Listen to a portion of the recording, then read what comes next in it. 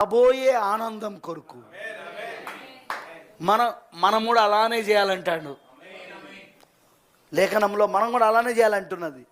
ఇప్పుడు మనకున్న అవమానాలను, ఇప్పుడు మనకున్న రోగాలను, ఇప్పుడు మనకున్న వ్యాధులను, ఆర్థిక ఇబ్బందులను, సమస్యలను నిర్లక్ష్య పెట్టాలా. ఎందుకు? రాబోయే ఆనందం, రాబోయే ఆనందం.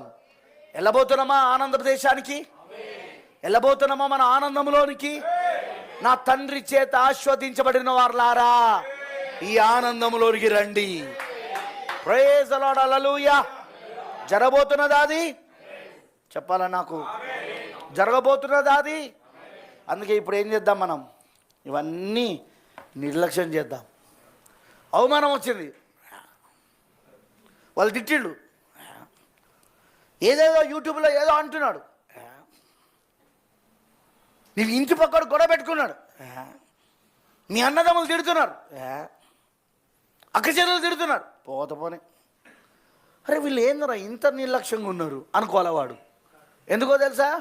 రాబోయే ఆనందం కొరకు సిలువను కూడా ఆయన సహించాడనుంది బైబిల్లో. సిలువ నీ అవమానాలకు, రోగాలకు, వ్యాధులకు, కష్టములకు, నిందలకు, వీటికి అన్నిటికీ సాదృశ్యం సిలువ. శ్రమలకు, శోధనలకు అన్నిటికీ సాదృశ్యం సిలువ. ఆయన సిలువను సైతం సహించాడు ఆయన. ఎందుకు? రాబోయే ఆనందం కోసం. పొందుకున్నాడా ఆనందాన్ని? పొందుకున్నాడా? మనం కూడా పొందుకుంటామా? ఖచ్చితంగా పొందుకోబోతున్నాం. అందుకే నిర్లక్ష్యం చేయండి అవన్నీ. బ్రదర్, నేను ఈ వర్తమానం నమ్మినాక నా బంధువులందరూ నాకు విరోధమయ్యారు. కావాలా? బ్రదర్, నేను ఈ వర్తమానం నమ్మిన తర్వాత సంఘ శాఖలంతా నాకు వ్యతిరేకమైనవి. కావాలా? అందరు నన్ను తిడుతున్నారు. కావాలా? నన్ను అవమానపరుస్తున్నారు. కావాలా? నన్ను నిందలు పెడుతున్నారు. కావాలా? ఇవన్నీ రావాలా? ఇవన్నీ నువ్వు నిర్లక్ష్యం చేయి. నువ్వు వాటిని హల్లెలూయా. రాబోయే ఆనందం కోసం ఆలోచించు.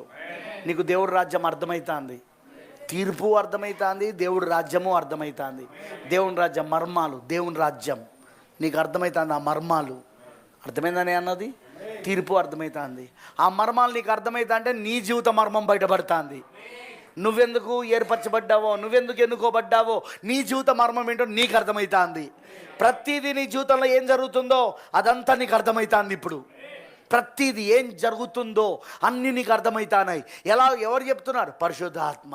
ఎందులో నుండి? వాక్యంలో నుండి నీతో మాట్లాడుతూ ఉన్నాడు ఆయన. అర్థమైందని చెప్పింది.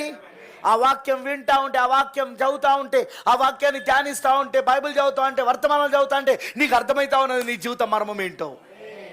ఆమేన్, హల్లెలూయా. సో అందుకే only the people who are born again, they can understand all things. తిరిగి జన్మించబడిన జనులు మాత్రమే వారు సమస్తమైన కార్యాలను అర్థం చేసుకోగలరు. అది నేనలే, లేఖనం అంటుంది, అది ప్రవక్త అంటున్నాడు. అర్థమైంది అందరికీ? ఓకే. ఇది కూడా అర్థం కావాలన్నా మళ్ళీ నీకు తిరిగి జన్మించబడి ఉండాలి. ఈ వర్తమానం నీకు అర్థం కావాలన్నా పరిశుద్ధాత్మ బాప్సం పొందుకొని ఉండాలి.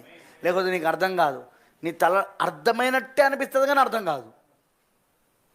తెలుగులే మాట్లాడినా కానీ అది తెలుగు కాదు. అది నీకు అన్య భాషలు అవి నీకు అర్థం కాదు.